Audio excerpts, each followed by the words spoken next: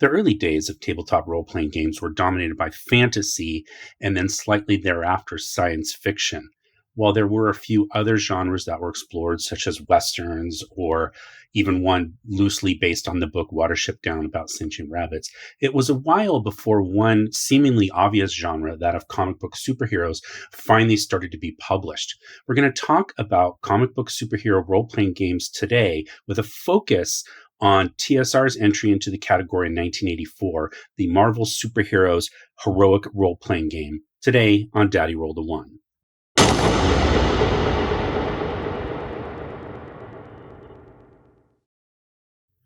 Hello there, and welcome back. I'm Martin, and this is another video in my series on the history of early tabletop role-playing games, including Dungeons & Dragons, and one of the companies that published them, Tactical Studies Rules, and one of its later descendant companies, TSR Hobbies. Today we're going to be talking about superhero role-playing games, and I'm going to focus the majority of the video on this game from TSR Hobbies, 1984, and this is Marvel Superheroes, the Heroic Role-Playing Game.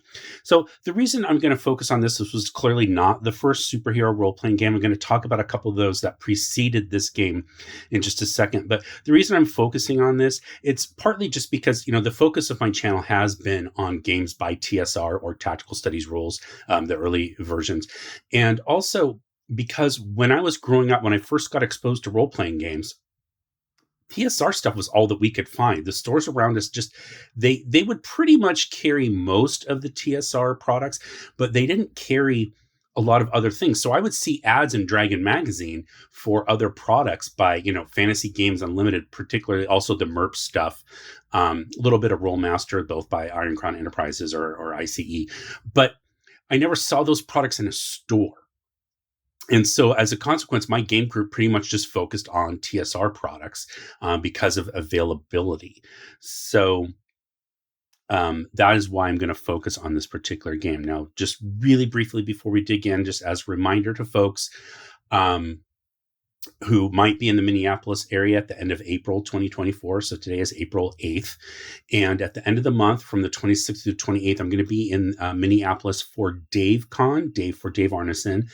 And I'm looking forward to connecting with a bunch of people who played with Dave Arneson, who created Blackmore. So if you're a viewer of the channel, I think you should know this history by now. But essentially, Blackmore is the reason why we have D&D today and why I have this channel.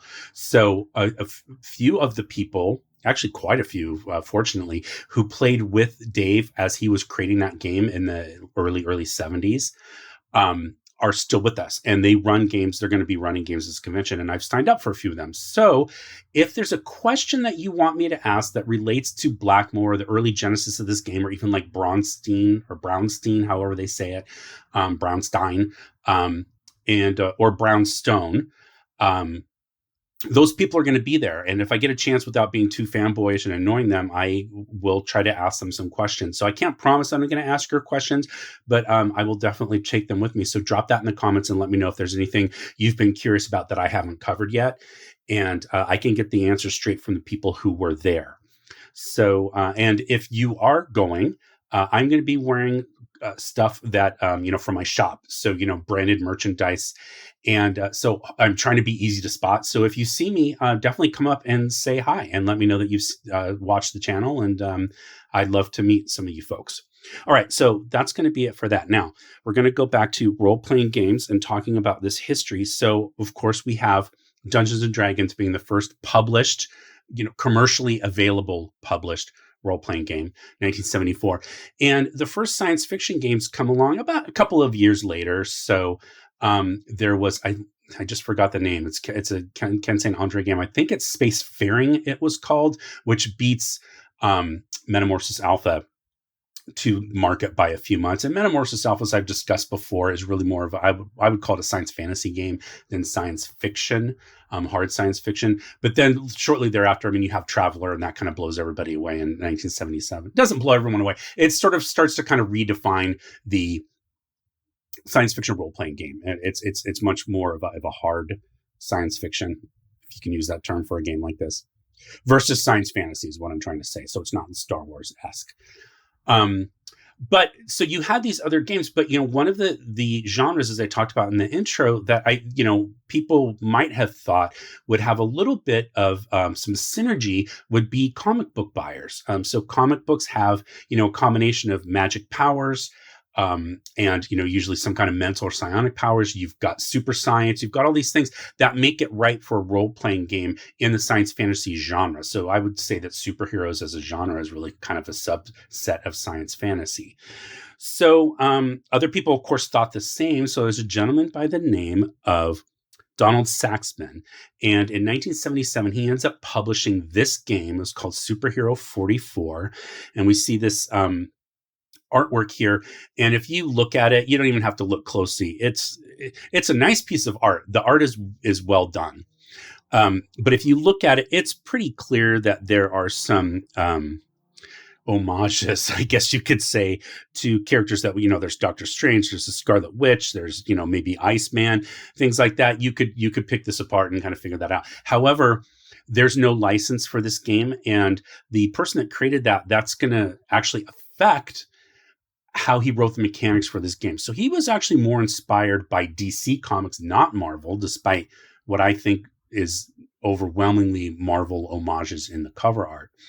But he was inspired by the Legion of Superheroes, so like the futuristic version of superheroes, which is where you get the name Superhero 44 comes from. That means the year 2044, which in fact is how the game is going to be renamed when it is published officially by Lou Zocchi of Game Science. Is mostly known for dice, but he does do publishing as well. And he buys the rights from Donald Saxman and publishes it a year later, 1978, a little bit cleaned up version. And it was called Superhero 2044. So couple of things that are very interesting with this game, and I'm not going to get into it too in depth because quite honestly, I've never played it before. But it does have some unique mechanics, especially when you consider the time. This is only 3 years after Dungeons and Dragons has come out on the market and essentially created a new genre of gaming that people are getting used to.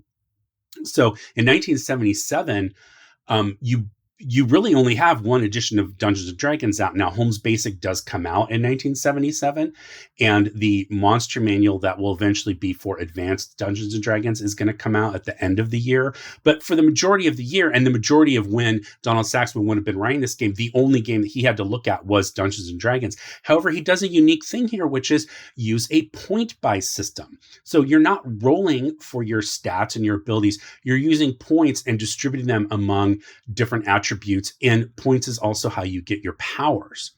So that is going to end up influencing games that come after, specifically Champions, which we'll talk about in just a second, that comes out in 1981, and also the combat system from Superhero 44 is there.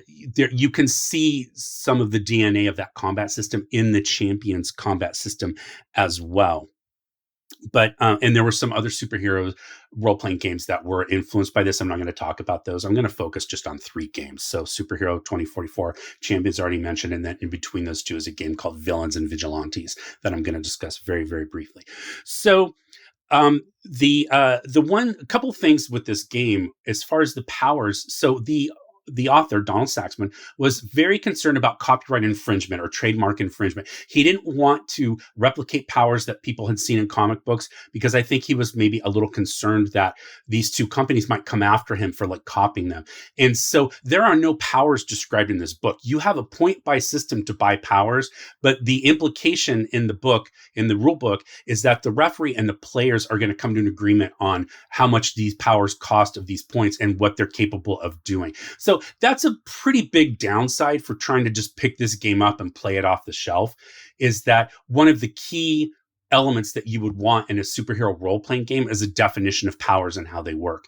And now he had a reason for, it's not like he forgot or something, but I'd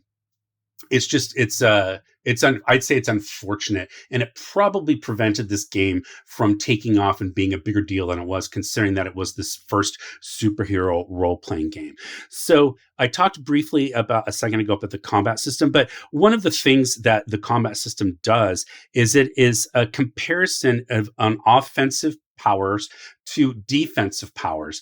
And then you subtract, you add a number, that becomes your target number. So I think it was you add 11. So you subtract your defense from your offense, you get a number, and then you add that number to 11. And then you're trying to beat that number on a 3-sided dice. So on a bell curve, you roll 3d6. So again, very different for the time. And that system, again, you can see that in the Champions combat system that involves these comparisons of offensive powers to defensive powers, and also rolling on a bell curve to determine the level of success. So different than like the D&D combat system, which was rolling a d20. So it's a linear curve.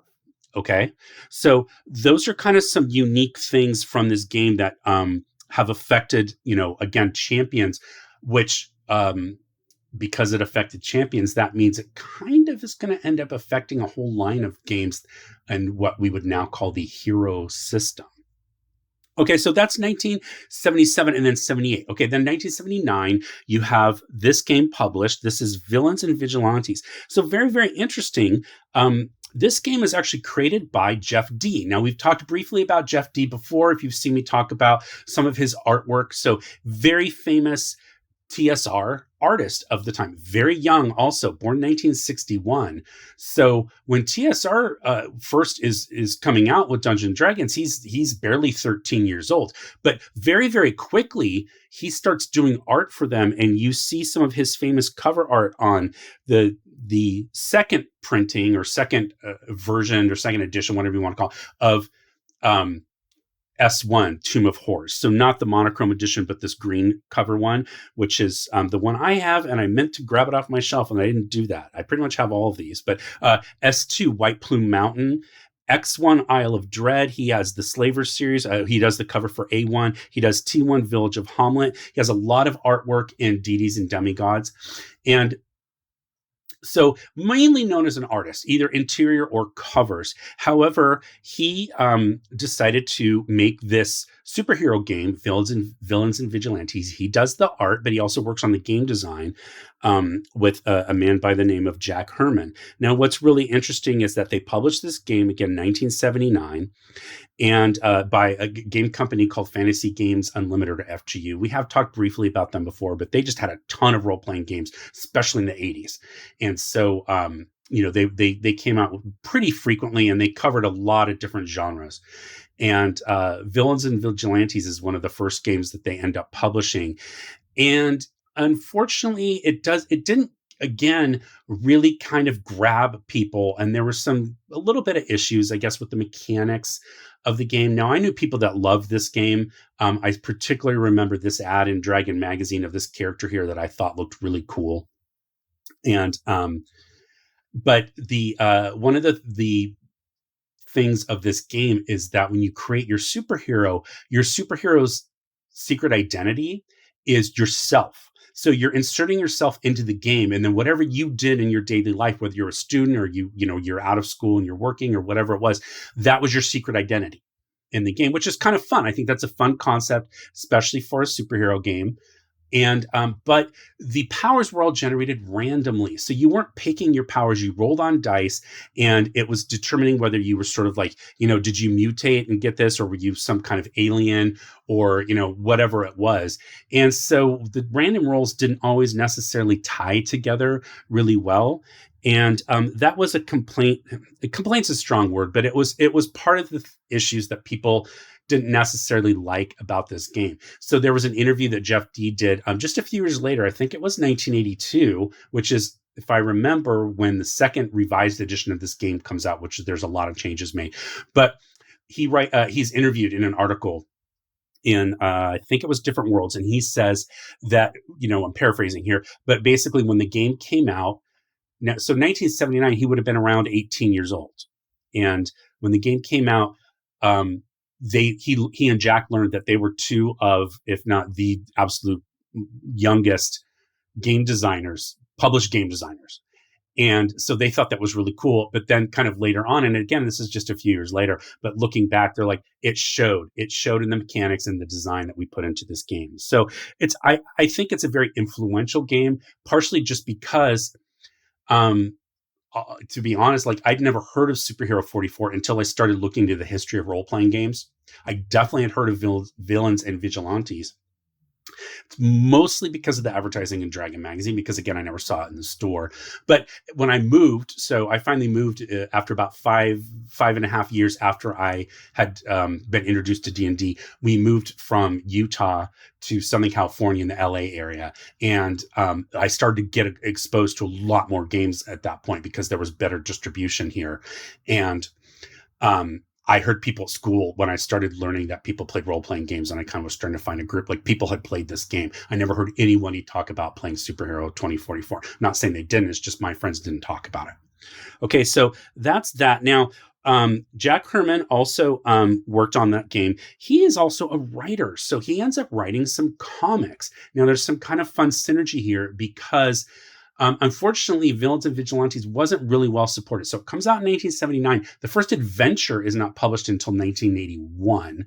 And then in 1982, there were 2 adventures written, and they're written for this original version, but they are written in a way to kind of start exposing people to the new rules that are going to be coming out with this revised second edition. Those 2 adventures were written by Bill Willingham, who is a very famous comic book writer and artist. He has also done art for TSR, and we've talked about that before. But he wrote these 2 adventures. Nowadays, people mostly know him for the comic book Fables. I grew up reading Elementals. Well, I didn't grow up. I discovered it in my teens in the mid to late 80s. This comic book Elementals, which I really, really liked. And so what's interesting is that Jack Herman ends up writing issues of Elementals comics. And I suspect due to his association with Bill Willingham having done these 2 adventures for Villains and Vigilantes. So I kind of liked that little connection there. Sorry, I'm turning my page. So just my page of notes. So we talked a little bit about the unique play with inserting yourself into the game. And that's going to be it for Villains and Vigilantes. Okay, that's going to bring us to 1981 and Champions. And by the way, really quick, I do want to say, thanks for watching this intro part. I know my intros can be kind of long, but I want to talk about the games that ended up influencing the main game I want to talk about. So, in a recent video, somebody made a comment, and it's a valid comment. They said they felt that my videos could be more focused and concise in my video about the kind of like the 4 games that came out after Dungeons and Dragons, like the year after D&D was published. I made that video on the, 4 games published in 1975. And I mentioned that Boot Hill was one of the games, and he said it took you 12 minutes to get to Boot Hill. And it totally did. That's partially just because I was more talking about it not as a singular game, as opposed to the history of how we got to the point where TSR wanted to publish Boot Hill. And that's kind of what I'm talking about here. So I do appreciate it. Of course, I always put chapter stops. So if you don't want to see this, just skip to the chapter that's, this game. And there you go. All right. So Champions is going to come out in 1981, and it's created by George McDonald and Steve Peterson. Now, we've talked about them before because these are the 2 guys that created the game Espionage with the exclamation point, that was published around, I talked about it in my video on Top Secret. And it ends up getting published the same year as the James Bond 007 RPG and the Mercenary Spies and Private Eyes role-playing game that was by, I think was it Flying Buffalo? But in any event. And so they kind of made, those guys made a connection with the folks at Flying Buffalo to publish some stuff in conjunction. But they made this game Champions, and this game is going to end up becoming sort of the more popular of the superhero role-playing games until Marvel Superheroes is published. So it kind of, even though it's not the third, it's by far, it's much later than the third game. It's the third one we're talking about. But despite the fact that it's published later, it does become the more popular in the crowd. So again, it does owe some of its genesis to Superhero 44, as opposed to something like, and in my mind, Superhero 44 or 2044, however you want to say it, was unique with this point buy system, as opposed to something like Villains and Vigilantes, which was really built on kind of like a faux D&D engine. And not that there's anything wrong with that, but like mechanically, that game has a lot more to do with like a traditional D&D system, whereas Champions and Superhero 44 are kind of going in a completely different direction very early in the dawn of the tabletop role playing game category. So George McDonald works on this game. He later ends up working at Strategic Simulations Inc. or SSI in video gaming. And he worked with writer Jeff Grubb. We're going to talk about him in a second. He's going to be pretty important here. But he worked on The Curse of the Azure Bonds, and which was a module based on a video game that was published for the Forgotten Realms by Strategic Simulations SSI. And he also worked on Pool of Radiance. That was one of the big first ones, the gold box version of that game at SSI. Steve Peterson, his co-creator, he ends up working with some of the folks at our Talsorian Games. And, they were working together. So that was one of the things, these companies that weren't part of TSR or weren't TSR, a lot of these companies would end up kind of, meeting at conventions and things like what happened with Espionage and Mercenary Spies and Private Eyes, where they would realize that like it might be better if they kind of work together and try to combine their efforts and share and cross promote each other. And so he ends up working with that, with some folks at our Talsorian Games to create what is now known as the Fusion system, Fuzion. And he also goes to work later on in his career at Electronic Arts on video games. So both of these guys kind of leave the role-playing game industry and end up working in the video game industry. I like to talk about these creators because, again, they're the people that made these games. And so, the reason that we like, or in some cases maybe dislike a game, is because of the people that created it.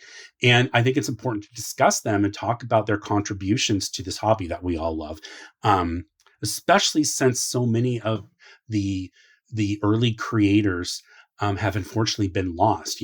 We've already lost, Gary Gygax and Dave Arneson, and we've lost Eric J. Holmes, we've lost Tom Moldvay, and recently Janelle Jaques and Jim Ward and Len Lakofka's, passed away. And so all of these like people that were fundamental to the foundation of the hobby have been lost. And so I want to take time to at least mention the people that were still, around while they're still here to kind of benefit from knowing that people haven't forgotten them. Okay, so that's Champions. Now, later on, what's going to happen with Champions is there's going to be, it's got that point buy system in the mechanics, which is, again, nowadays, a lot of games, even, 5e has a point buy, Pathfinder has a point buy, but back in the day, you didn't have that. And so, we're talking about some of the first people that realized that that was a way to create a character that wasn't completely randomized. So, Champions eventually becomes, it has a spin-off game that is known as Fantasy Hero. Okay, and Fantasy Hero, then because they had that genre covered, they ended up kind of creating different games within this same mechanical system to cover different genres. And ultimately, that's going to be known as the Hero system. That has a lot of different, you can role play in a lot of different genres. So I wouldn't say it's a generic system like something like GURPS, but it's close. I'd say it's closer to something like basic role playing by the Chaosium folks with like, RuneQuest and their games that kind of took that system and then applied it to a lot of different types of games. So another inspiration for Champions was the Fantasy Trip game in terms of like, building characters in that point buy system. And there was a neat, the game was praised, Champions was sort of praised for like, essentially its character generation system, where you've got a series of skills and weaknesses and friends and allies and enemies and disadvantages and all that kind of stuff is all built with these points.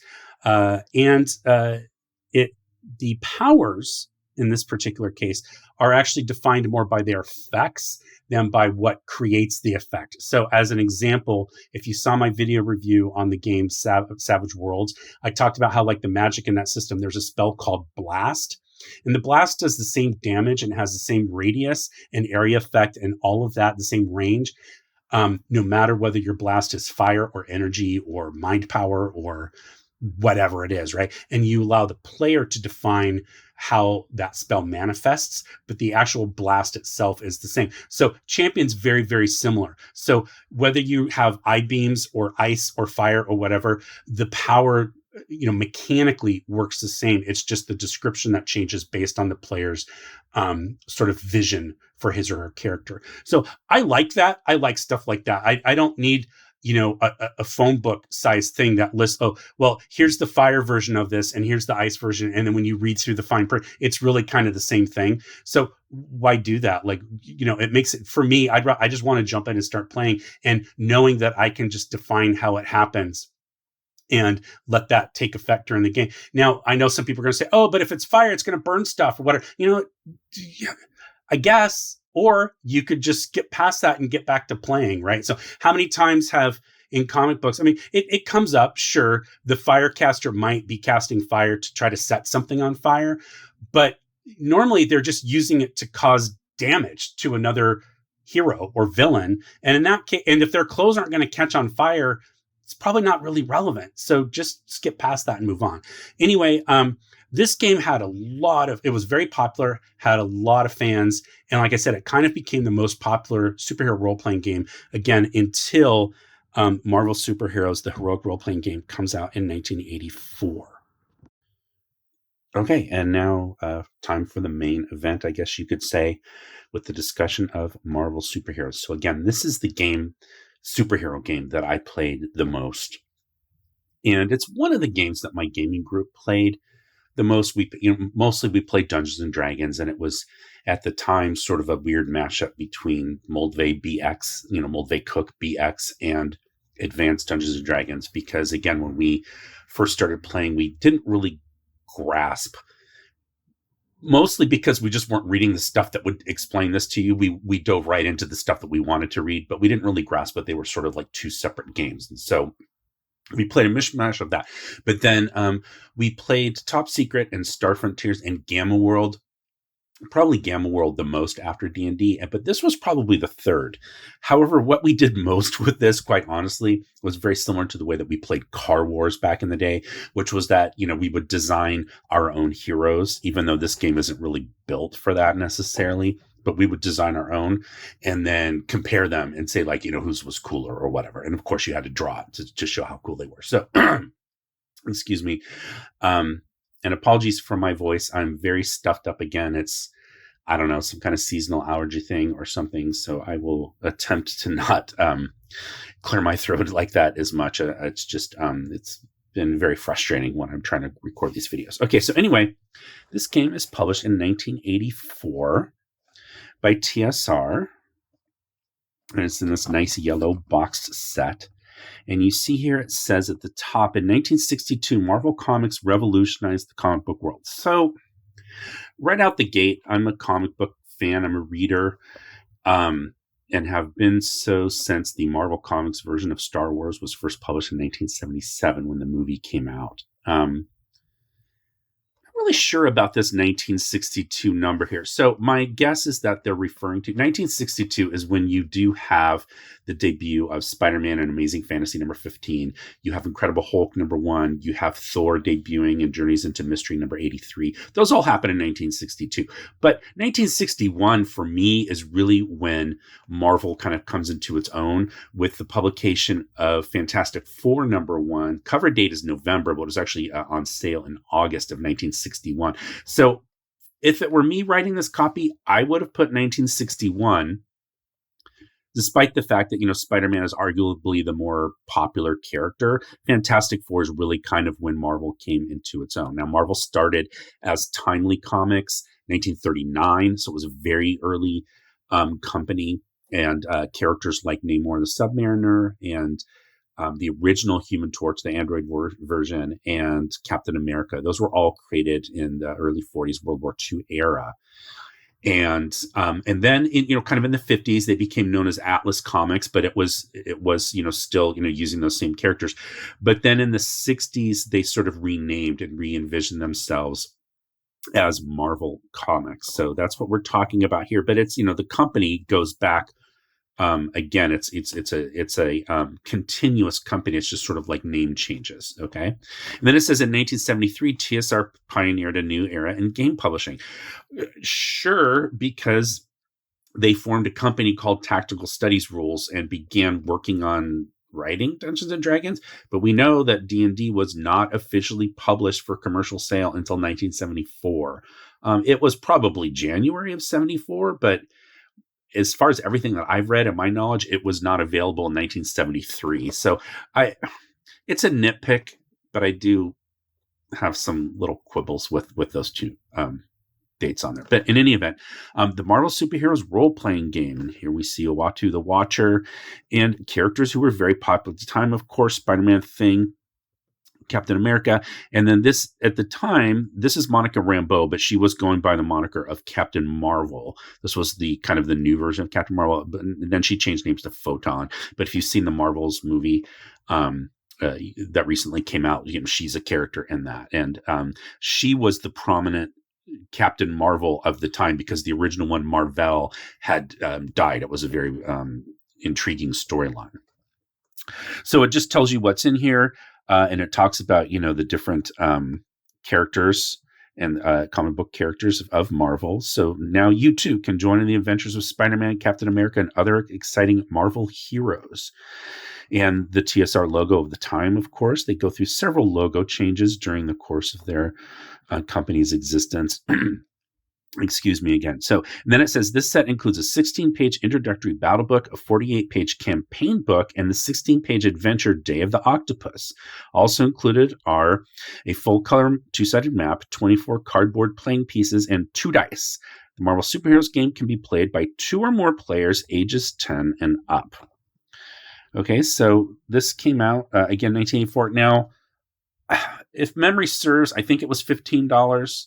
It's very possible that it was 12. So TSR, for the most part, most of their things, kind of their products had sort of in this era, they had $6 products, which were like your adventures and your modules, usually $6. Okay, the regular size ones, the super modules were of course more, and then you had hardback books. And again, this is based on my memory, but what I remember is that if you were paying full retail price, everything except the Dungeon Master's Guide was $12.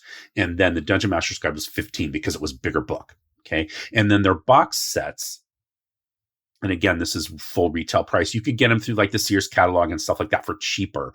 But if you were just going to the store, what I remember is that the box sets were 12. However, this is now mid 80s. They might have moved to 15. I got this box I was on vacation with my parents. I think I've talked about this before.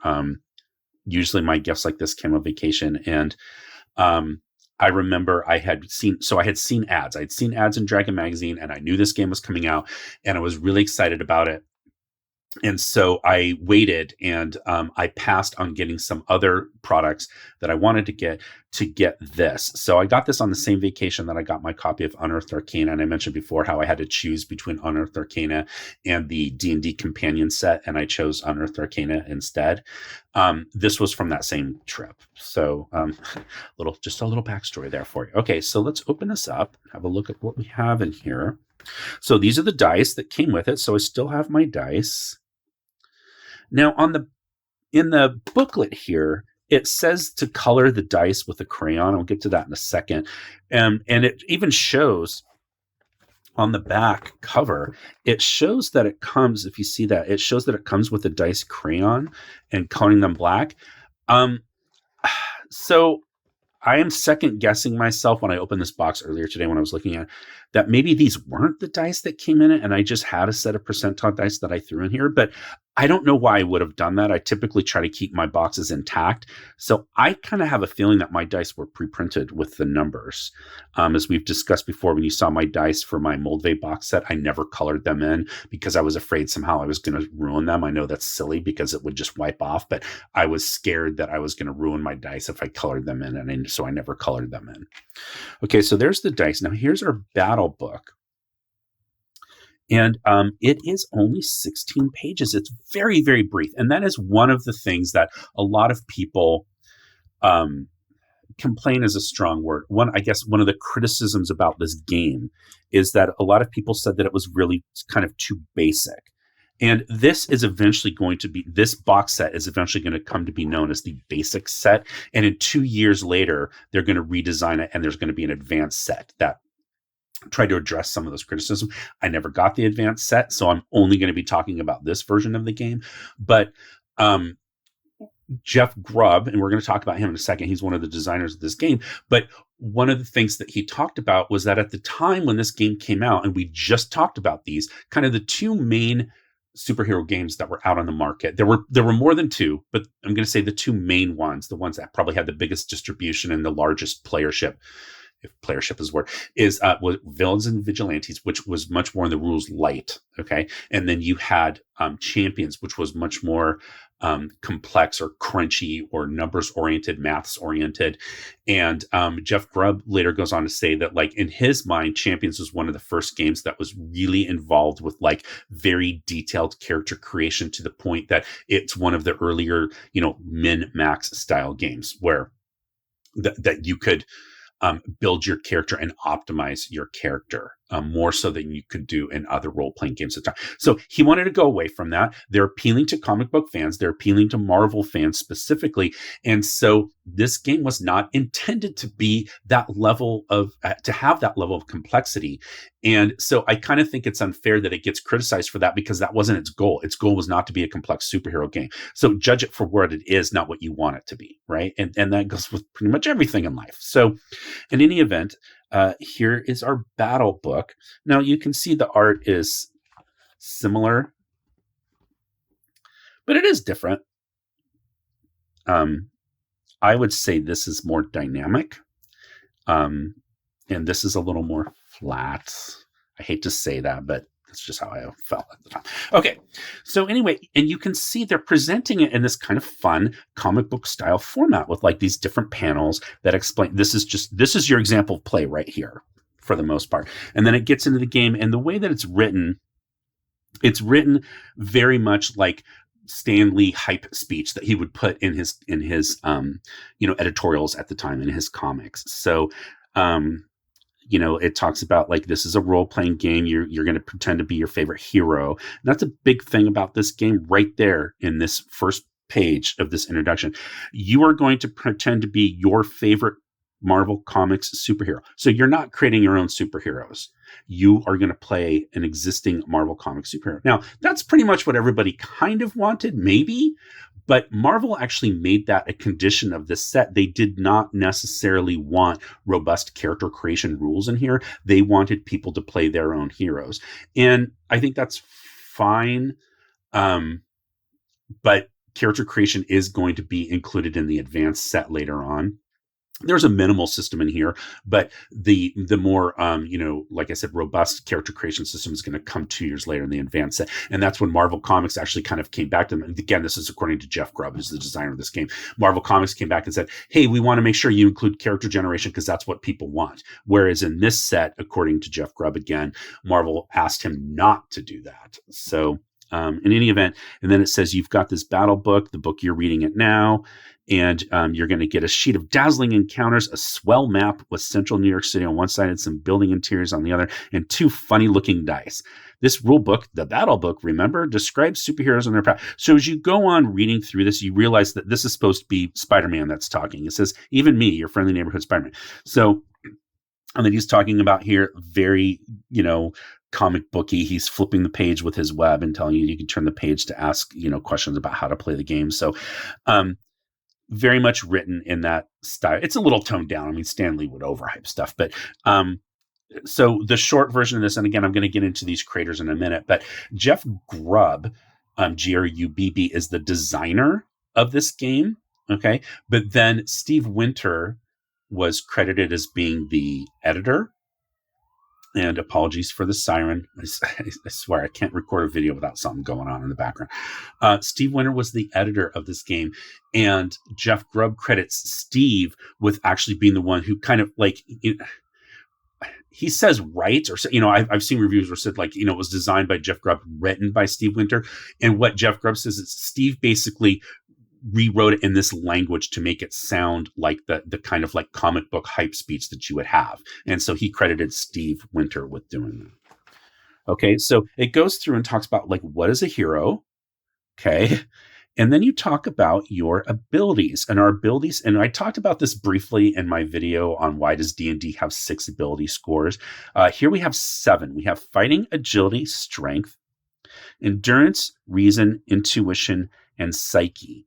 Now, if you just take the first initial of each of those and spell it out, it's going to spell FASERIP, which is what this version of the game usually became known as. This version of Marvel Superheroes became known as the FASERIP system. And originally, when Jeff Grubb was designing this, he designed a superhero game on his own homebrew system that he called Project Marvel Comics, PMC. And in his game, you were playing junior members of the Avengers before that was even a thing.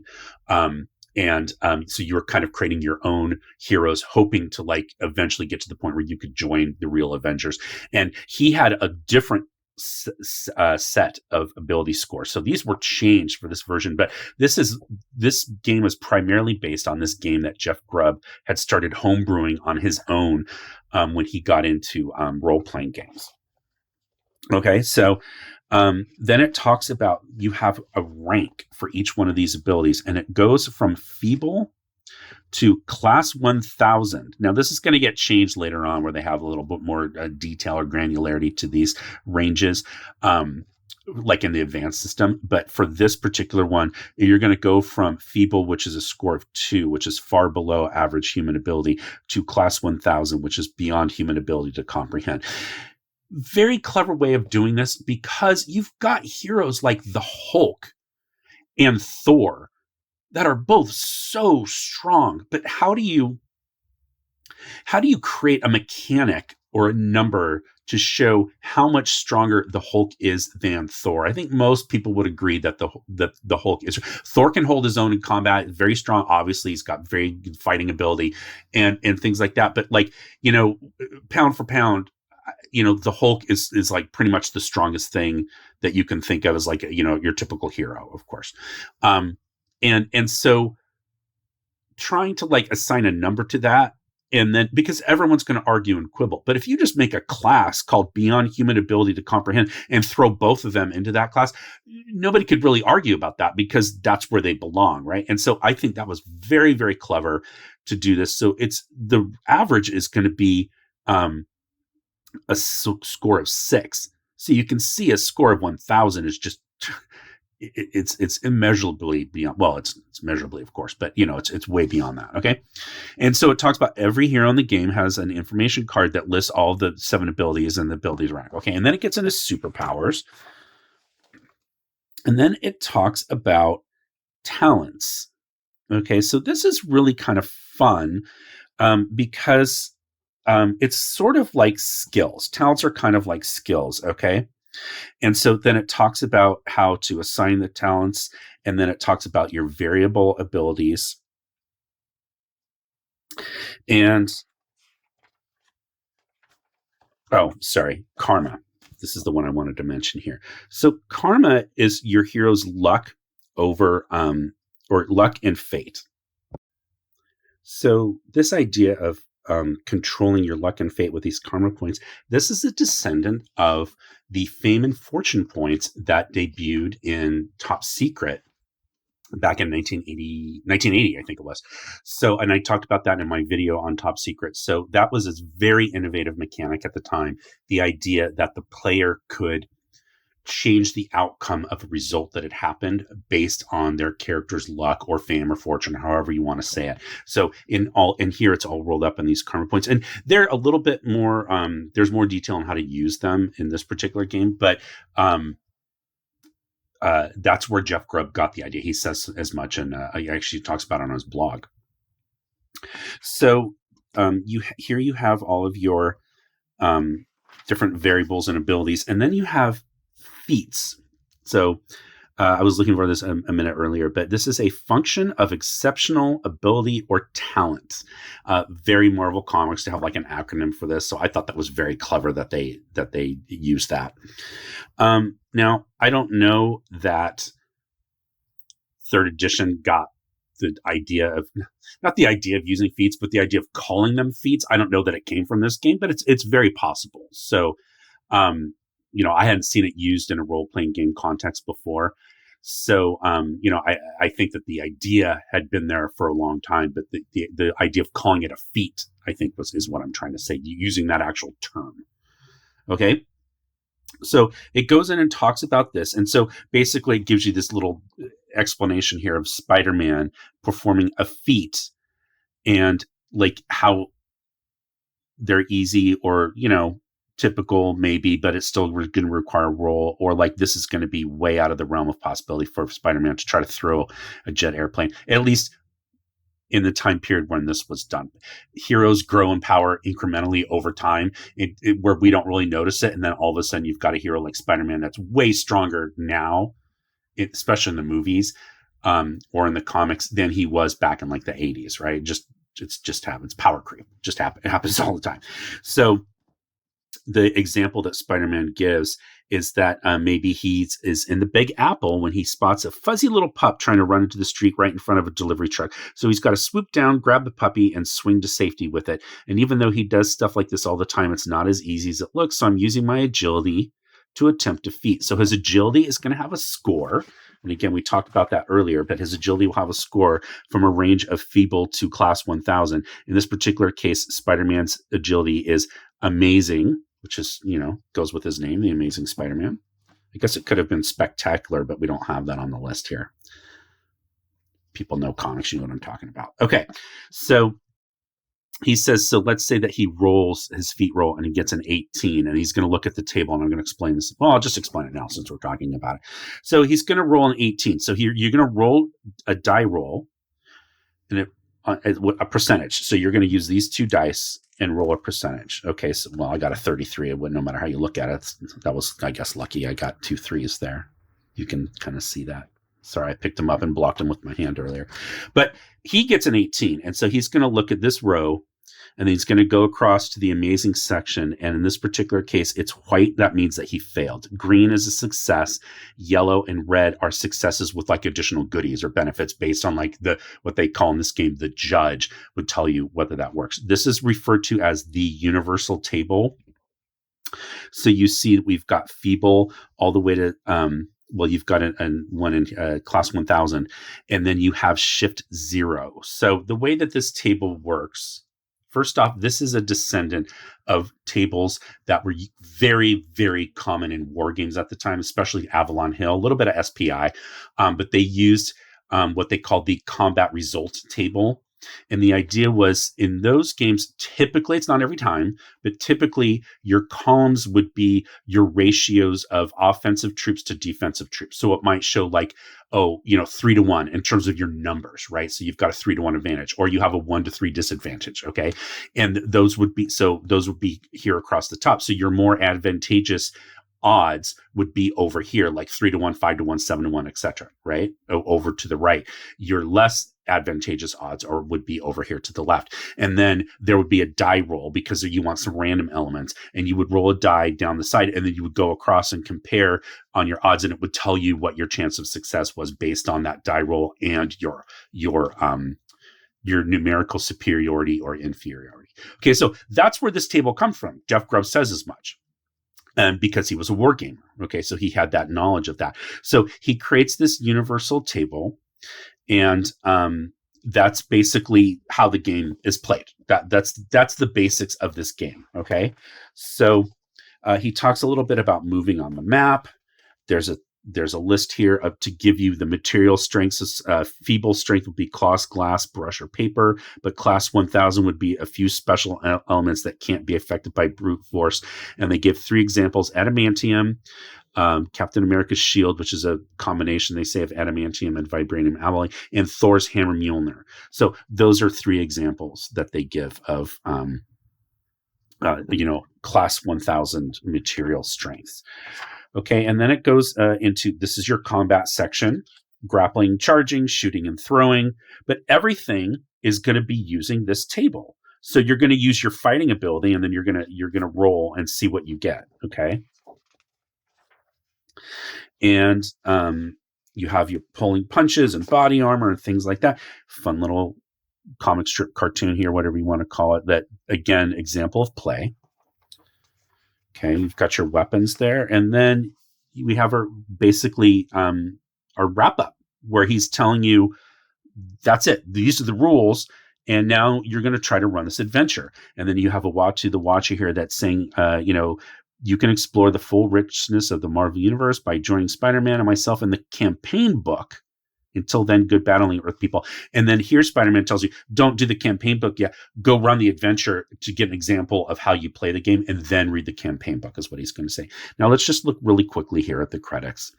So we've got designed by Jeff Grubb and written by Steve Winter as the co-creators. So Jeff Grubb, really quickly, born in 1957, and he was a war gamer in high school. This is very brief. And I do want to talk about the creators because, again, I always feel it's important to talk about the people who created these games. So was a war gamer in high school, and he's introduced to D&D in high school through his war game connections. And shortly thereafter, he attends his first Gen Con. And then not too long after that, in 1982, he's judging the Open Advanced D&D tournament at the AD&D Open at Gen Con. Okay, so remember in those, well, they're still popular now, but especially back then, this idea of tournament play was very, very key to Dungeons and Dragons because it was still holding on to its wargaming roots where you had winners and losers at games. Okay, so he was running the AD&D Open, and through that connection, he made connections at TSR where he ends up working at TSR because of that, and he's hired as a game designer in 1982. And so he works on a bunch of different things. And this is not all in chronological order, but he's one of the first people that's involved with Dragonlance before even Margaret Weiss and Douglas Niles were involved. Jeff Grubb was involved. He had a home campaign world known as Toril.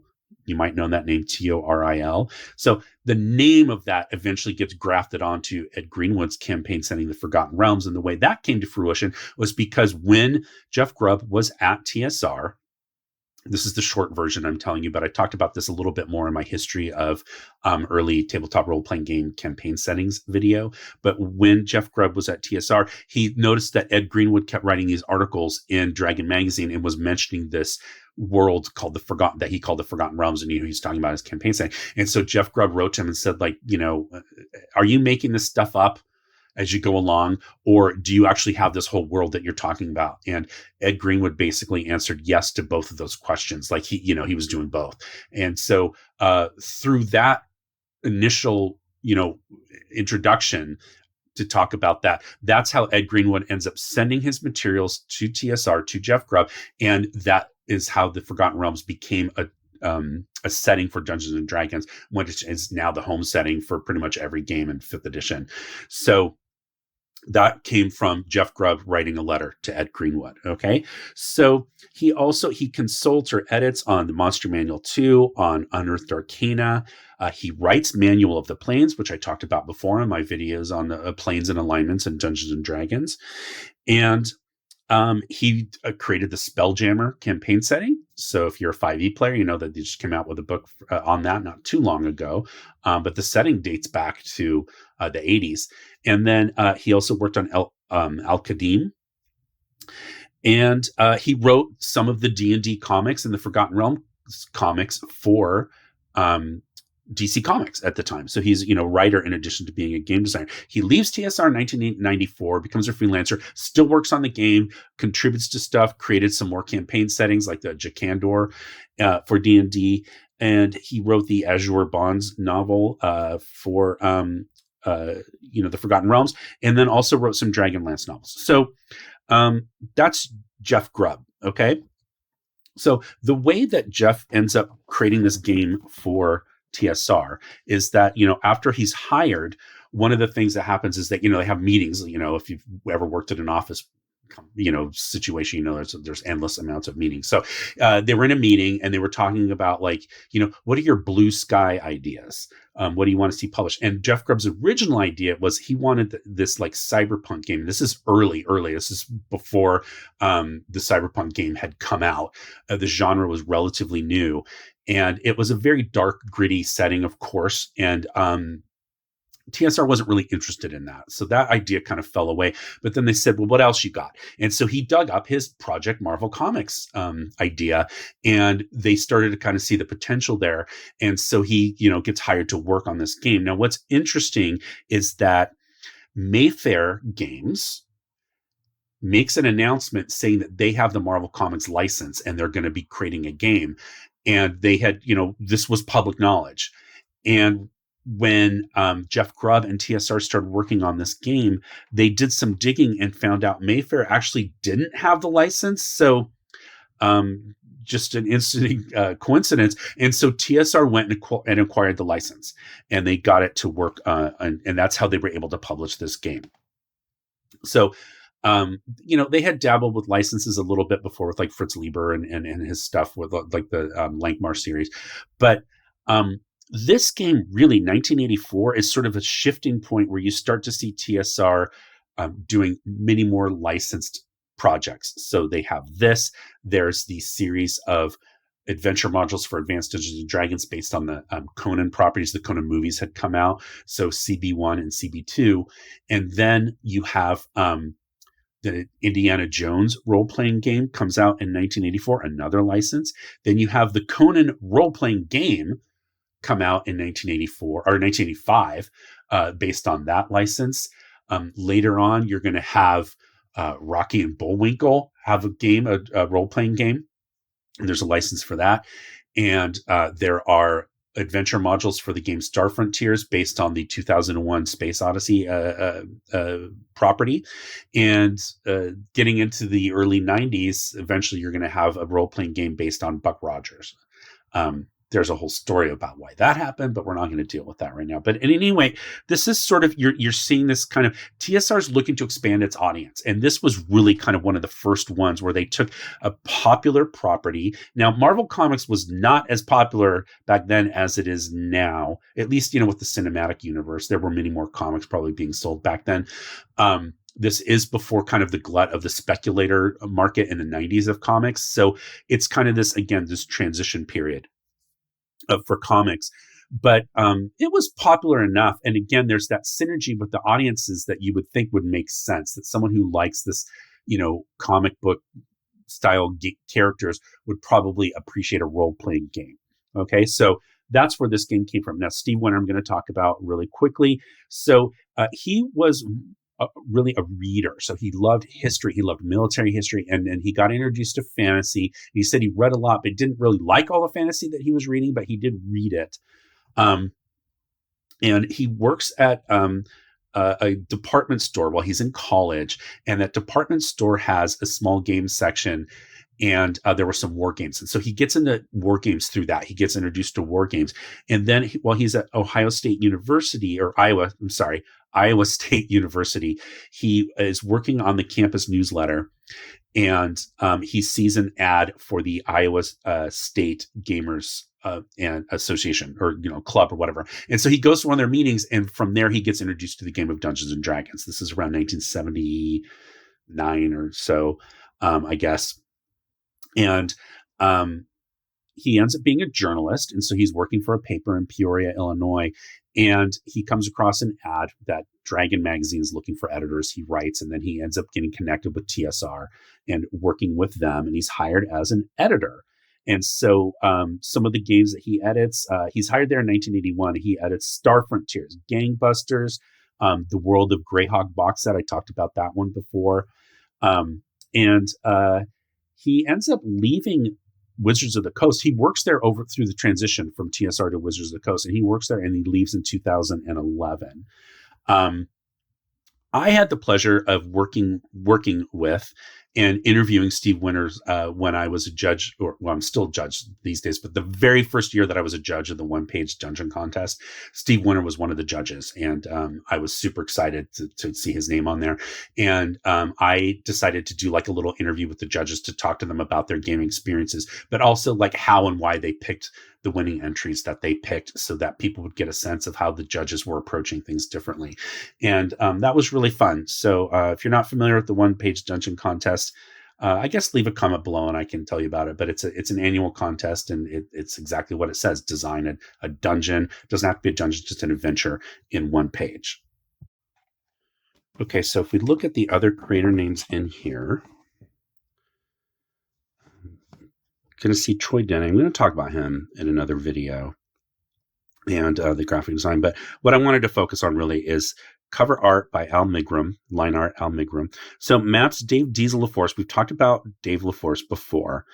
And so he does the maps in here. Started out at TSR as an artist, but kind of shifts to making maps.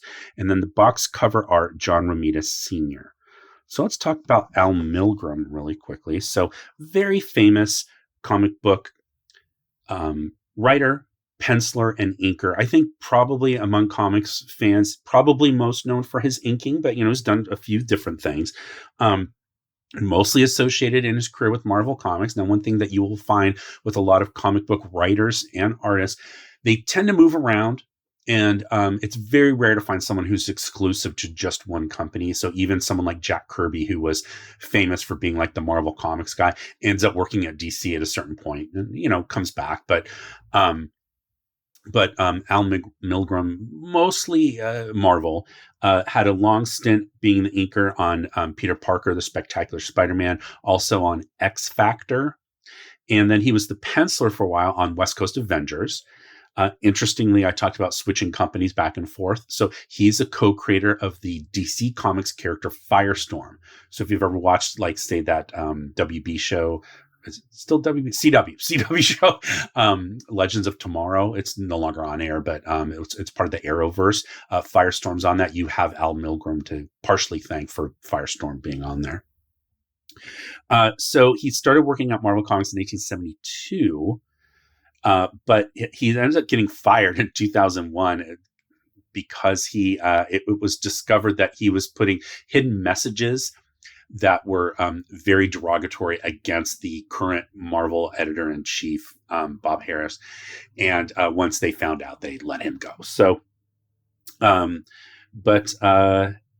anyway, that's Al Milgrom. Now, John Romita Sr. worked in comics just for forever, it seems like. But he's the one that did this art. So this is him. His son is also a very famous comic book artist, John Romita Jr. But John Romita Sr. is born in 1930, and he unfortunately passed away just last year in 2023. Died peacefully in his sleep at the age of 93. So had a very, very long career, but was co-creator of a lot of concepts or characters that are so popular. Mary Jane Watson, Punisher, Kingpin, Wolverine, Luke Cage.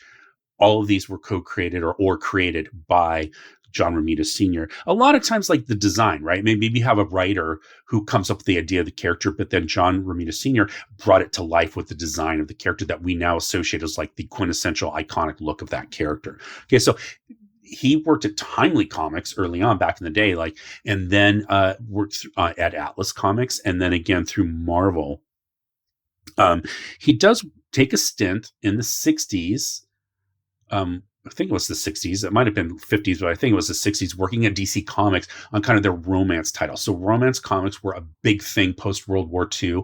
Superheroes had kind of fallen out of favor. And so military, war, horror, and romance comics kind of became like the new popular thing. And so a lot of companies shifted to creating comics with that content. And so there were a lot of like these, girls' love stories and heartthrob and all these kind of like young romance, all these different romance comics. And so John Romita Sr. worked on a lot of those, and it affected the way that he drew later on. When he goes back to drawing superheroes, he keeps some of those design forms and layouts and just his depiction of especially women characters, because he was drawing a lot of them for these comics. And so once you know that, it's like, oh, okay, so he created Mary Jane Watson, like that makes sense, right? Or co-created her, I should say.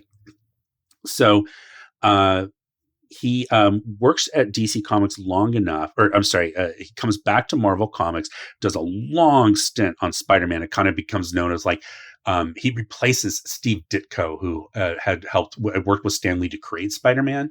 But Steve Ditko leaves, and John Romita Sr. ends up taking over the art duties on Spider-Man, and basically becomes the Spider-Man guy.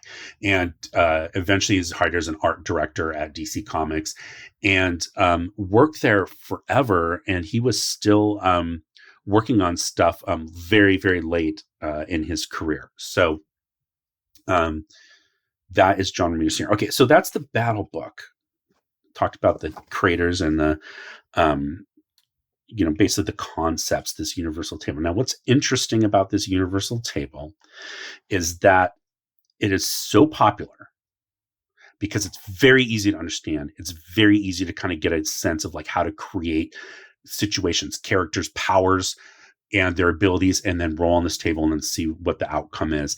That it gets adopted into pretty much like every game that TSR starts publishing from this point forward.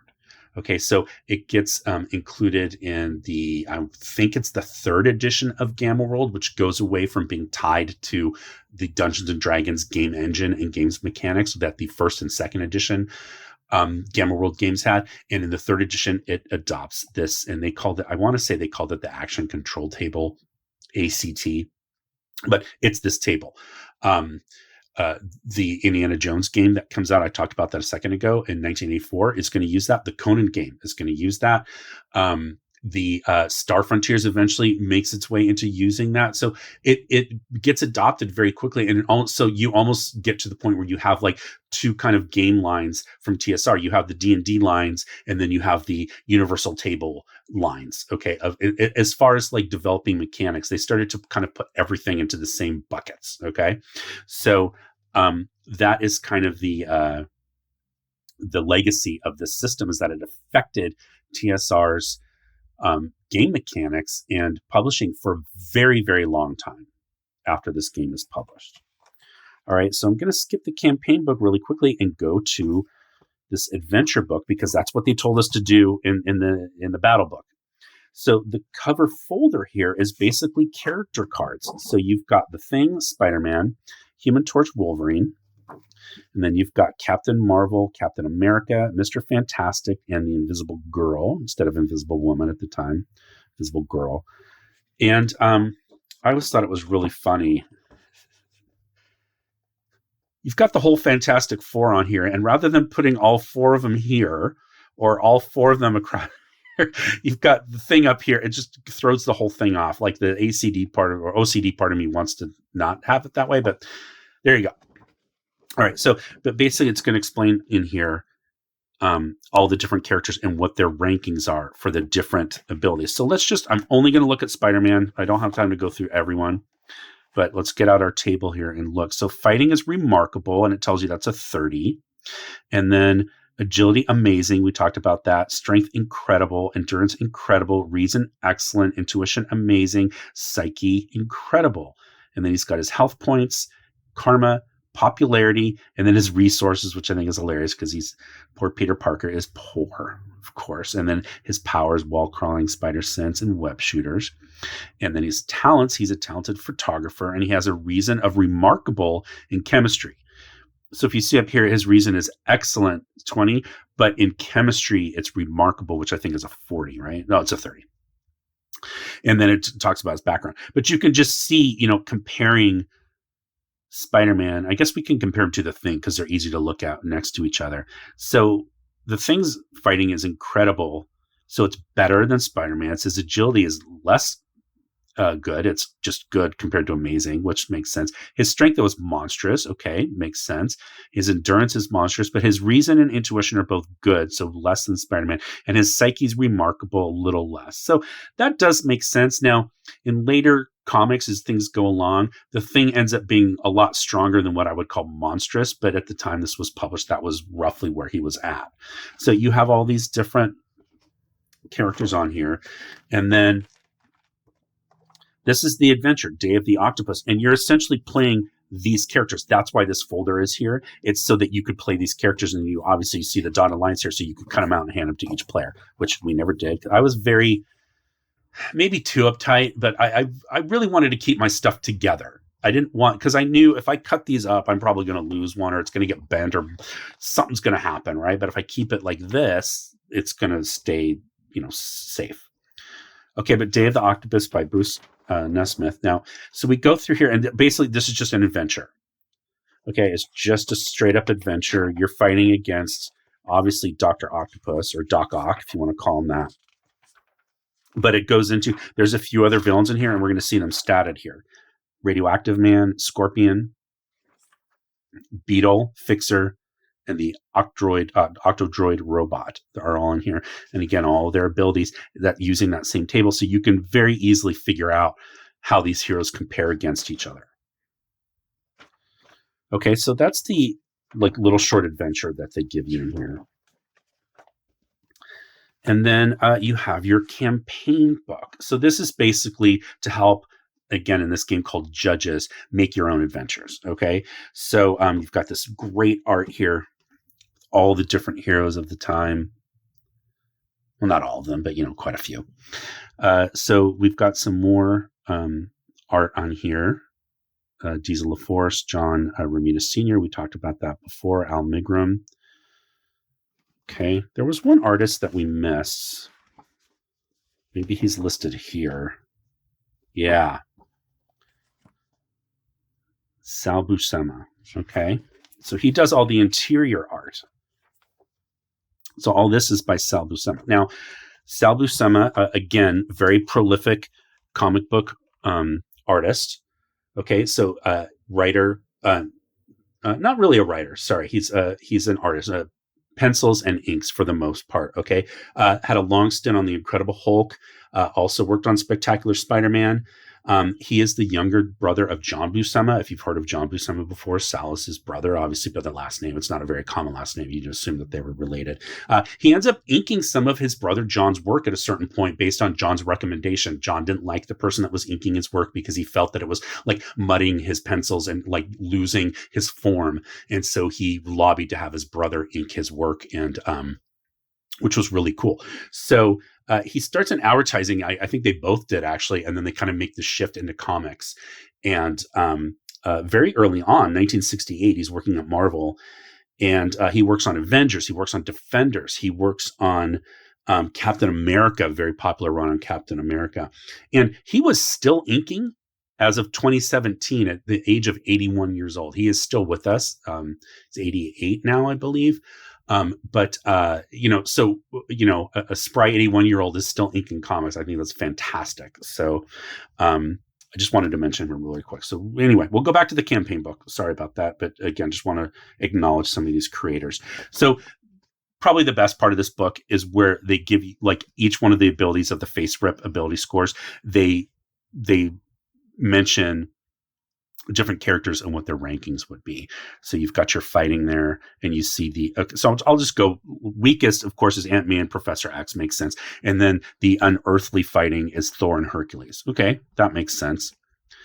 And then agility, feeble would be MODOK and the Supremor, and then unearthly Quicksilver and the Silver Surfer as far as agility. Yep, okay. Strength, Ant-May and Professor X are feeble, and then Hulk, Thor, and Wonder Man are unearthly, right? And then endurance, Ant-May is feeble, poor Ant-May, and then Thor, Silver Surfer, and Vision are unearthly. So those are kind of your physical stats, and those you get into the mental ones. You have reason, feeble is Man-Thing and the Living Mummy, and then unearthly is the Watcher and Immortus. So we're starting to see humans can't really qualify for unearthly reason. Okay. And then intuition, feeble, Man-Thing and the Living Mummy.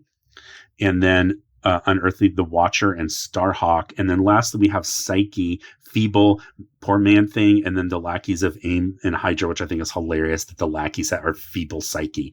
And then unearthly, Doctor Strange and Immortus. Okay. So that's a really fun part of this book. Great picture of Machine Man there. Okay. And, then it just goes through and talks about all these different abilities, health and resources and common weapons and what they cost, using magic. Okay. And then hardware, vehicles. Again, I like this art. I think this is the kind of art that I grew up with in comics, is this style. Okay. Building things. Look at this. Got Mr. Fantastic, and he's reaching all the way over here onto the next page. I think that's really fun. Okay, so there's a little bit in here on alien technology. You've got your karma value and how to use it. Okay, practice reactions, government and the law, animals, special environments, a word from the bad guys, so your villains section. There's a nice picture of someone running a game, and he's running it for the Fantastic Four. So obviously the implication is supposed to be he's got 4 players that are playing the Fantastic Four, but I think it's kind of fun. Then you've got the origin of, and it talks about how to, okay, this is your character creation section right here. The origin of, this is this tiny little section if you want to make your own characters. All right, and then there's character information sheet. And that's it for the campaign book. Your universal table's repeated here, so you have access to that. All right, then you have this fun map. This is supposed to be kind of like a map of New York, but just, a small part of it to run your adventures. And unfortunately, it doesn't fit, and I have it upside down, so that doesn't help. All right, let's fix that. Okay, so one somewhat funny thing about this is when they put the map together, they made a mistake. So avenues in New York go north-south, and streets go east-west. But you see, you have... It's going the other way here. So they made a mistake on that. The other thing that's really fun on this map that Jeff Grubb says that he did is that certain buildings, they gave the building names people that worked for the company, just as kind of like a joke. Now, I don't know which ones they are, and I did try to look it up and try to figure it out, and I couldn't find any source for this, but Jeff Grubb says that they did that on this map. Oh, I should show you the other side. But I couldn't find the names. But eventually someone in TSR's legal department found out, and they made them stop doing that.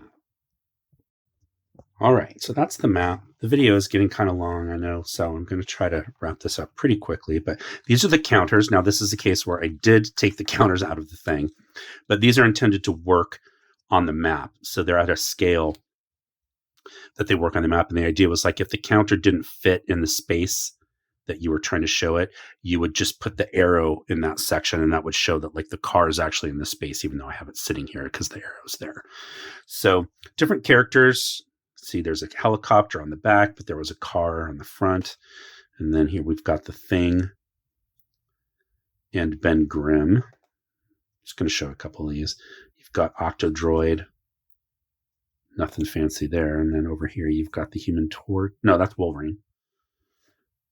And then you've got Logan. Okay, so those are your counters. Just because it's me. I kept the little frame, because they were all in here originally. I don't know why I still have that, but it's just part of how I keep my games, try to keep them intact, I guess. Got your subscription order form here for Dragon Magazine, Amazing Magazine, or Strategies and Tactics Magazine, which I, of course, never filled out. And then you've got your entry form or admission form, or, for the Role Playing Games Association. I've talked about these before. I sadly never joined this. I wish I had in hindsight, but I just never did. And then, now, this did not come in the box, but this is the first adventure that was written by Jeff Grubb for the game MH1, Marvel Heroes 1, The Breeder Bombs. Okay, now, the reason I'm showing this, I actually never played through this adventure, but I had seen an ad for this adventure. And what happened was I saw these characters and I had no idea who they were. I know it's hard to imagine now, but my exposure to comics up until the point when this game came out pretty much stopped and ended, as far as like reading comics, with the Marvel Star Wars comics. I read issues 1 through 15 when I was a kid. I still have them. And I would see ads for other Marvel hero teams in there, or hero characters. But you would just see the ad, right? That's all you'd see. Well, back in the 70s, they, early or late 70s, they weren't doing new X-Men comics. So X-Men went through a period of time where it wasn't as popular as some of their other comics. And so they started to reprint them. And so they weren't coming out with new stories and new issues. And it wasn't until kind of like, the Chris Claremont, John Byrne era where they kind of started to get back into that, which is the era that we're talking about here. But I had no familiarity. Okay, I'll just put that. So I knew who Captain America was. I had no idea who this version of Captain Marvel was. I had no idea Monica Rambeau. I obviously knew Spider-Man, and I kind of knew the Thing. There were cartoons and stuff, but I was more of a Super Friends guy. I watched the Super Friends cartoon. I watched the Adam West Batman, so I knew those heroes more. Anyway, so I saw this and I was like, well, in order to play this, like, I don't know who any of these characters are. I was very concerned that I wasn't going to be able to play this game unless I had knowledge of Marvel superheroes. So I begged my mom to take me to the store so I could buy a comic book. And this was the one that was on the shelf. And I recognized these characters because it's the same. So this was when Rogue obviously was in her Mohawk face. But I saw this on the spinner rack. It was out of Walden's Books, 75 cents or 65. Yeah. And so I asked my mom to buy this for me, and she did. And it was this comic that got me started on my, continuing now weekly run to the comic book store to check out comics or, to buy comics. So I have done shorts videos before where I talk about, like, this is what I picked up in comics this week. I just wasn't getting a lot of interest in those, which is totally fine because it saves me time to not do them. That's why I stopped doing those, because it's like, it takes effort to put that together and then post it. And I just kind of felt like, people weren't really into that. Again, that's fine. But I wanted to point out, like, the reason that I do those to this day, it's all due to this game coming out, and specifically this module, and me not knowing who those characters were that got me to buy this comic, that got me into my love of comics that lasts to today. Okay, so that's a little personal anecdote. A couple more here.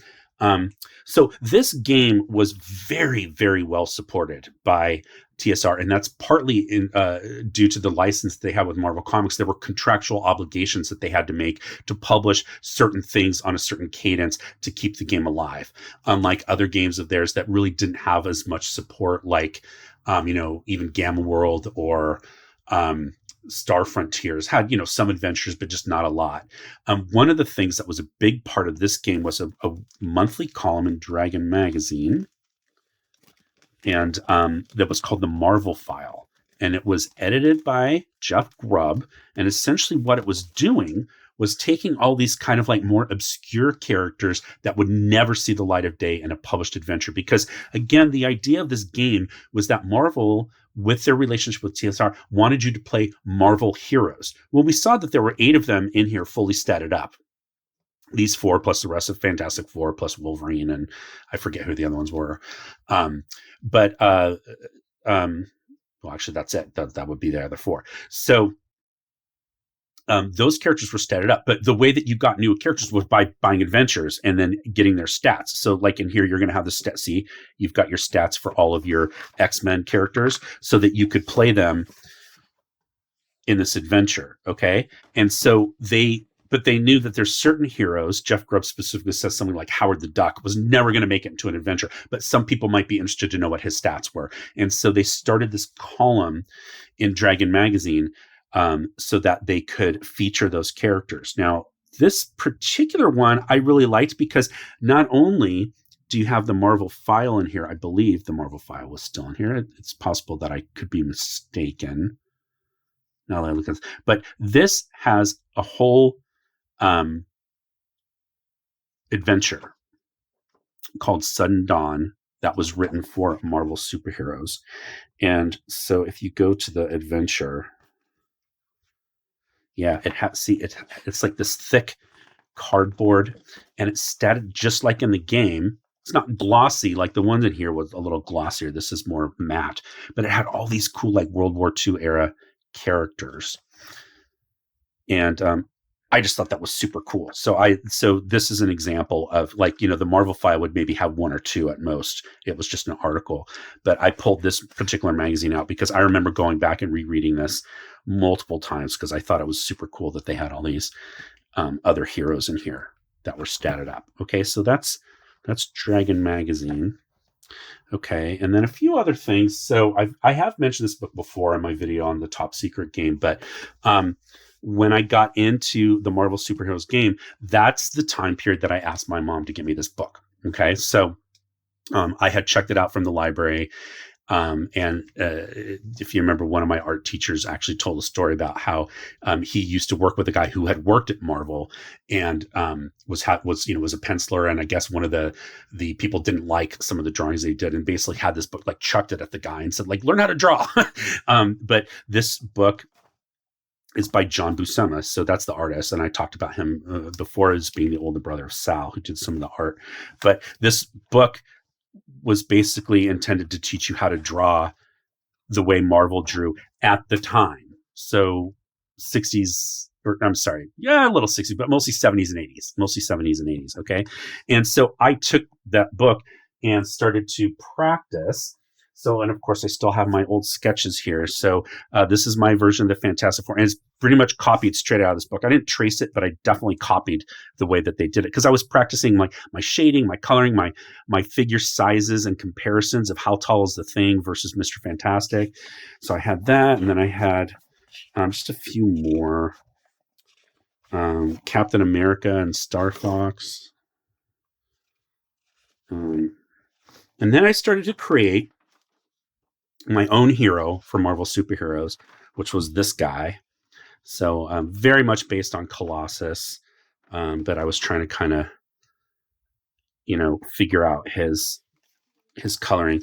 And then, of course, I went and then decided, I used those very minimal rules in the back of the campaign book.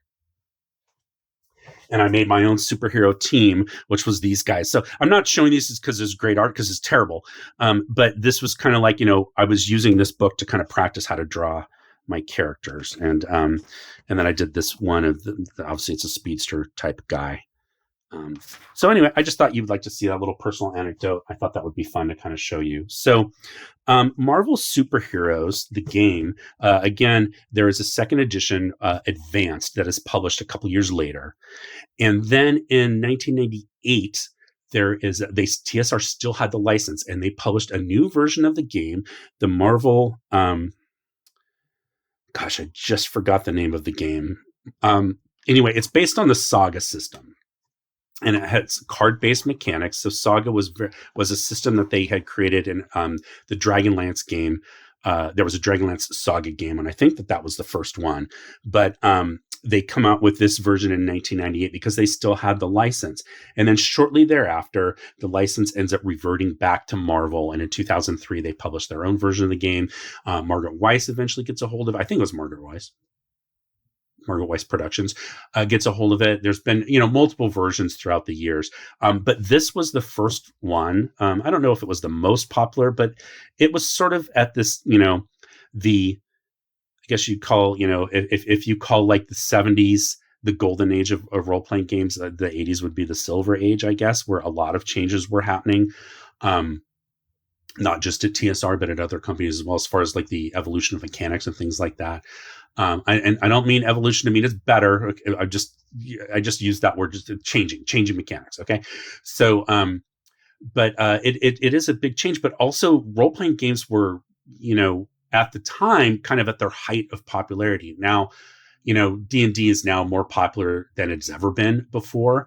But I can't think of a superhero game right now that's as popular as this game was when it came out. I could be wrong. But as far as like its impact on the culture of the time, the outside of D&D, the role-playing game the number of systems, they're so fractionalized that I think it's very hard for other games to get traction that aren't like kind of D&D adjacent. So I know there's been other attempts at superhero games, and some of them are quite good. But my point is, in terms of total popularity, I kind of feel like this was like a high point of popularity of superhero role-playing games. I talked about Mayfair Games earlier, saying that they had the license for Marvel, but not actually having it. They then go on to publish the DC Heroes role-playing game, which had a lot of critical acclaim. There's a lot of really cool mechanics in that particular game. So they basically just went to the other of the two big comic book companies and put their game out anyway. So that is basically, I think, going to wrap this up. I'm just checking my notes here. Yeah. So the other thing that this did do was that it helped open up the idea of role-playing games having that crossover audience with comic book readers, which helped get role-playing games into distribution at comic book stores. Now, eventually TSR is going to publish a series of their own comic books that were like comic/game books. And the intent of that was very much to have them carried, distributed and sold in comic book stores. They were trying to break into that market. Those were very short-lived and they didn't last very long, but you could find this game at comic book stores because Marvel was really big on trying to push that idea, like get this into a new distribution system, and it helped open those doors, not just for TSR, but for a lot of different companies. So that's really going to be it for this look. I hope you enjoyed this look. I know it was very, very long. But there's a lot to talk about. There was 3 different books in here. There's this adventure. There's all the different creators. I wanted to talk a little bit about the Marvel artists who provided art for this game. So I hope that that wasn't too much for you. I also wanted to talk about some of those earlier games, of course, and how they ended up impacting what this game became. All right, so that's going to be it for this particular video. So thank you again so very much for watching, and leave me a comment down below. Let me know what you think of this game.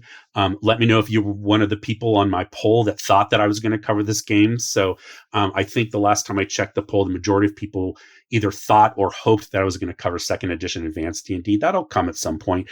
I just wanted to do this one first. So let me know, and let me know about your experiences. And if you have your own characters that you created, tell me about them. I'd like to hear about it. So with that, other than leaving a comment below and liking and subscribing, you can join me on social media as always. And there's a list here of where I'm located. You can visit my blog and get content there. And then you can also please, to help support the channel, visit my shop where you can find shirts, hoodies, mugs, posters, notebooks, and a variety of different things with a lot of different designs. And that money helps support the channel in terms of I'm trying to upgrade my phone. That's a big key. And I'm trying to upgrade my system for how I do these overhead shots, because right now it's pretty janky. So that would be a big help if you could do that. And with that said, thanks again so very much for watching. Happy gaming, stay safe, and I will talk to you next time. Okay, now for the bonus content, what I was drinking, what I was listening to when I was working on my notes for this video. So I've actually been working on these notes for a while, and I made most of them yesterday. So yesterday was April 7th of 2024, and it was National Beer Day. And it also happened to be the birthday, or the anniversary of the birthday of Billie Holiday. And April is National or International Jazz Month, and I forgot about that when I put my record on, which was I think Otis Redding for last week, which I guess is a jazz, in a way, but.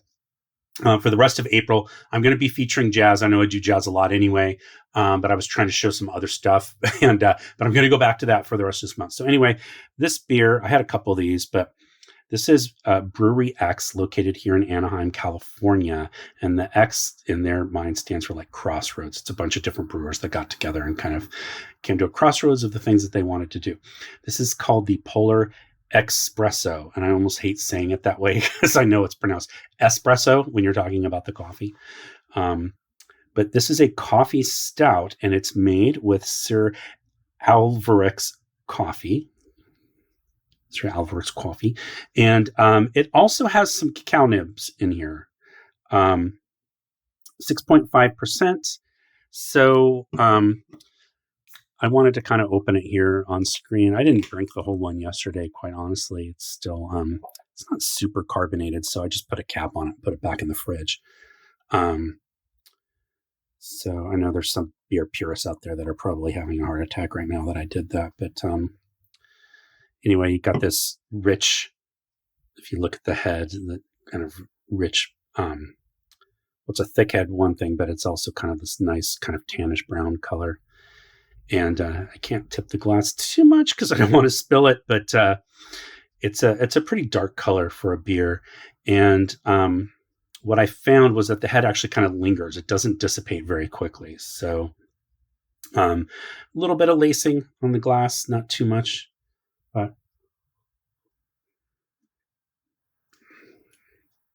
So very dry. Definitely coffee comes through. This is not a sweet stout by any means. It's not like a barrel-aged stout.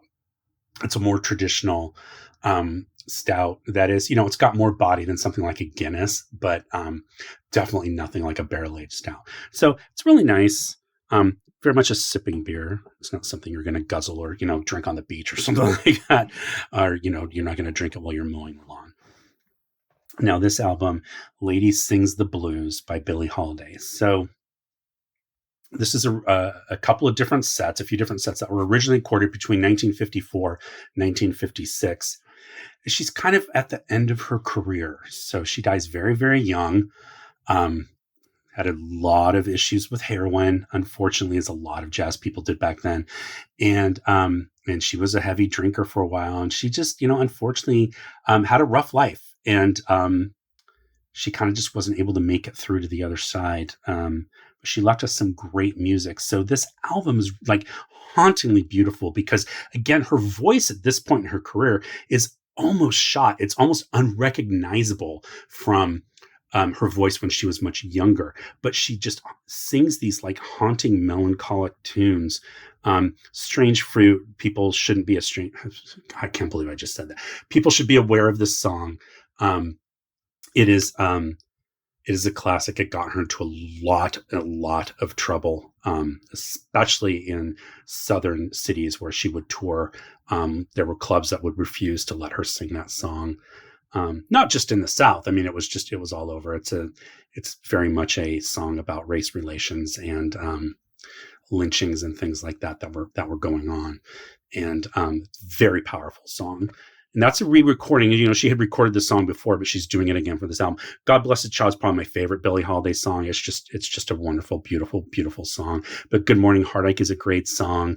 Willow, Weep for Me is another classic American standard. So all these songs you can kind of see like, she's going for this sort of mood of, thoughtful, contemplative, almost sad. Well, it is sad in a way, music, but it's really lovely to listen to. Get up early on a weekend before your wife and kid, or your partner and kids, I should say, before your partner and kids, if you have those, get up, make some coffee and just sit and just listen. Don't do anything else. Just kind of sit with your thoughts and listen to music. Or late at night, which is when I was listening to this, put this on. Maybe you have a leftover glass of wine for dinner that you didn't finish, and you can just sit and sip that and listen to this and think about Billie Holiday. Great group of sidemen on this album. So Wynton Kelly, great piano player, played with Miles Davis. He is the one piano player that wasn't Bill Evans on Miles' famous Kind of Blue album. Wynton Kelly comes in for Freddie Freeloader, which is kind of the more blues-oriented song on that album. But, a great piano player in his own right. Kenny Burrell, jazz guitar, fantastic. Midnight Blue, one of his famous albums. And then you have Charlie Shavers on trumpet, also a composer, and then Paul Quinichette on tenor sax. They used to call Paul the vice president. So Lester Young, tenor saxophonist, was called the Prez, or the President. That was his nickname. He used to play a lot with Billie Holiday. They kind of had a very interesting relationship. But this guy kind of played in the style of Lester Young, and so they would call him the Vice Prez or the Vice President. So definitely check this album out. Even if you're not a jazz fan, like, don't let jazz scare you if you're used to listening to heavy metal or something like that. Like, life is about exploring and, listening and trying new things. So I would highly encourage you to check this out, especially in honor of her birthday, which was yesterday. So thank you so much for watching this video. I really appreciate it. And if you could watch a few of my other videos here and share them with your friends, I would also appreciate that. And until next time, here we go. Cheers.